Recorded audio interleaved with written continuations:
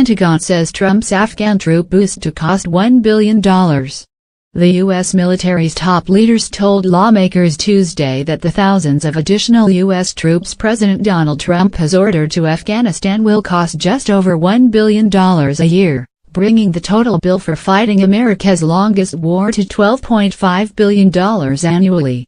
During wide-ranging hearings on Capitol Hill, Defense Secretary Jim Mattis also said that the United States should remain in the nuclear deal negotiated during the Obama administration that constrains Iran's ability to build a nuclear arsenal. Trump has trashed the international accord, a cornerstone of Barack Obama's presidency, as the worst agreement ever negotiated by the United States, and signaled he may abandon the agreement.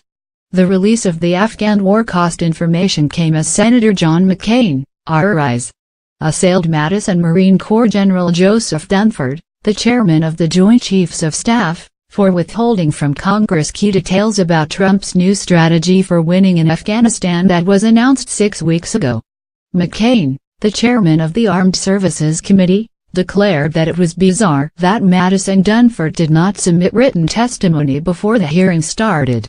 That's customary practice for administration witnesses testifying before congressional committees. "We want to be your partners," McCain said. "But this committee will not be a rubber stamp for any policy or president. We must be well informed. We must be convinced of the merits of the administration's actions. And unfortunately, we still have far more questions than answers about this new strategy." Mattis and Dunford, who appeared first before the Senate panel and later before the House Armed Services Committee, sought to assure skeptical lawmakers that Trump's plan for expanding the U.S. presence in Afghanistan would pay off. Several members expressed concern the U.S. was wading more deeply into a conflict at great expense without prospects for long-term success. Mattis said that the Afghanistan military and police forces are fully engaged in combat operations for the first time during the 16-year-old war and are suffering fewer casualties as they continue to improve their competence on the battlefield. He added that the Afghan forces are becoming bolder in combat because they know U.S. and NATO forces are using air power to strike the Taliban and other militants on the high ground. That frees up the Afghans to take the fight to the enemy, Mattis said. Dunford acknowledged, however, that the war in Afghanistan is currently a stalemate. "We're not at a point where we can bring a successful political solution to the war," Dunford said. Trump unveiled his new strategy for Afghanistan in August and said American troops would fight to win by attacking enemies, crushing al-Qaeda, and preventing terrorist attacks against Americans. But Trump's description of a win in Afghanistan notably did not include defeating the Taliban.